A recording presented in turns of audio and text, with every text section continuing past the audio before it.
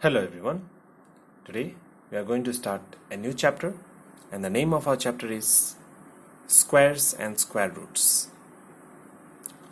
So we'll be dealing what are the squares and what are their square roots. These are nothing but these are all related to numbers. So we'll be finding out the squares of the numbers as well as their square roots. So let us see how to do that. So first of all, in today's class we'll be discussing about the squares only.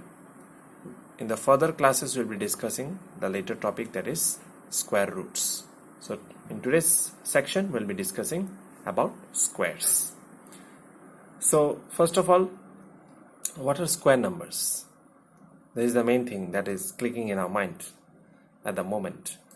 So a square number is nothing but it is a product of a number when multiplied by itself. Say for example 2, a number 2, and we are asked what is the square of the number 2. So what we have to do is we have to just multiply 2 with 2 itself, that is 2 into 2. You can write it as 2 square. This is the power and this is the base. So 2 to the power 2, because we have multiplied it with means you can say multiplied, you can say twice. So it will be whenever square is there, so the power will always be 2. So 2 to the power 2 will give us 4, or simply you can say 2 into 2 is 4. Any other number also same thing. Say for example 4. What is the square of 4? So 4 into 4. So the main thing in finding out the square is that we have to multiply that number again with itself, then we'll get the square of the number. Clear? Now next topic is perfect square numbers. This is also given in your textbook. So what is perfect square numbers? Now all the many things are written here, but do you know that it is the same thing as square numbers, just the name is a little bit different. So don't get confused. Square numbers or perfect square numbers, they are the same thing. So even in exams, sometimes it's given find out that whether this number is a perfect square or not. So mostly children get confused that what is perfect square? Is it so perfect? No. Just the question pattern will be changed, but the thing is the same. So what happens is that mostly we are asked to find what is the square of a number. Clear? So say for example you have given what is the square of the number 2, so that is 4. And when it comes to the perfect square number, you will be asked the same question, just the other way around. You will be asked, is 4 a perfect square? Then how will you find it?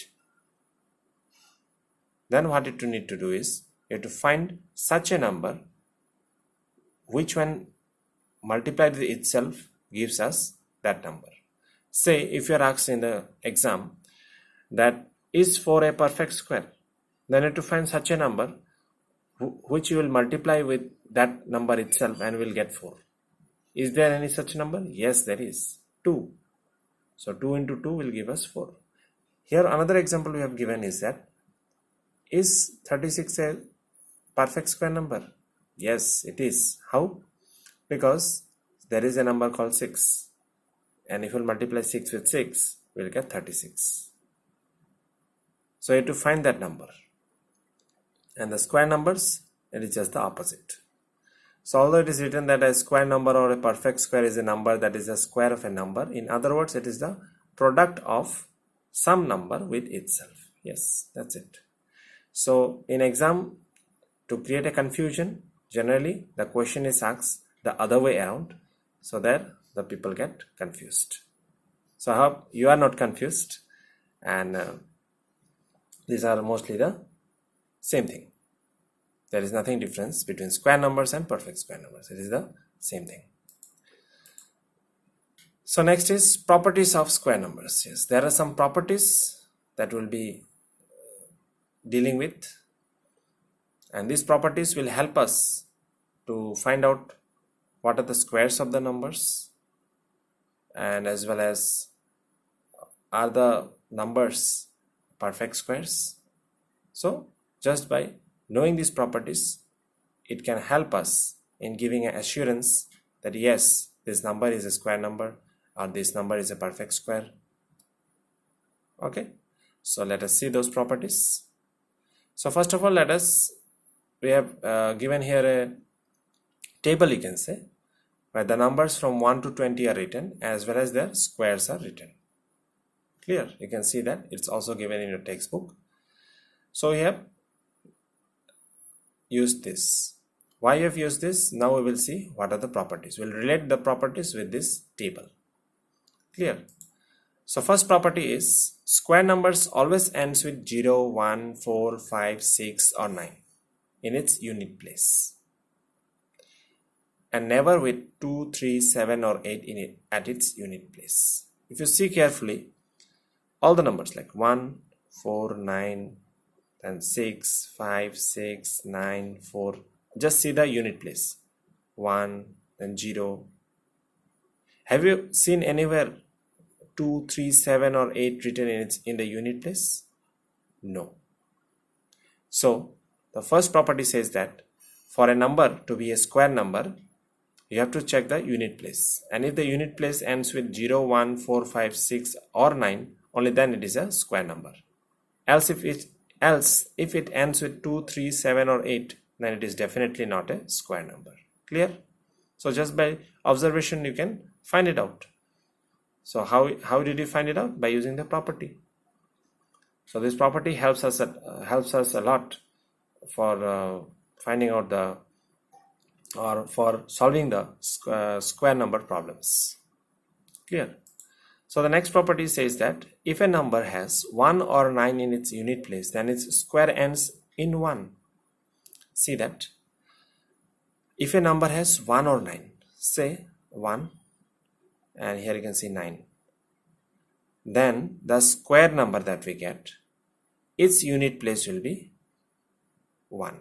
It is always, you can see here, 1, the square is 1. 9, you got 81, so unit place is 1. Then again 11, the number's unit place is 1, so the square's unit place is also 1. Then again 19, you can see it is 9, and this 361, which is the square, and its unit place is also 1. So whenever a number has 1 or 9 in its unit place, then its square will also end with 1 in its unit place. Next one is when a square number ends in 6, the number whose square it is will have either 4 or 6 in its unit place.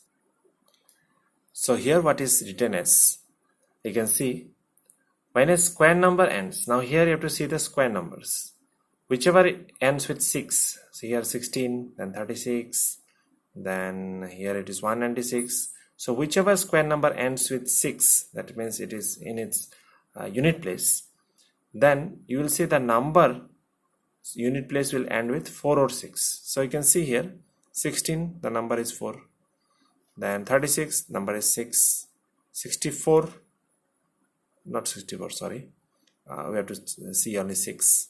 So next 6 is 196, so the unit place of the number is 14. Yes, it is 4. Then next is 256, it is 16. So whichever square number's unit place ends with 6, then the corresponding number whose square it is will also, or you can say its unit place will end with 4 or 6. Clear? So moving on, the next property, same table.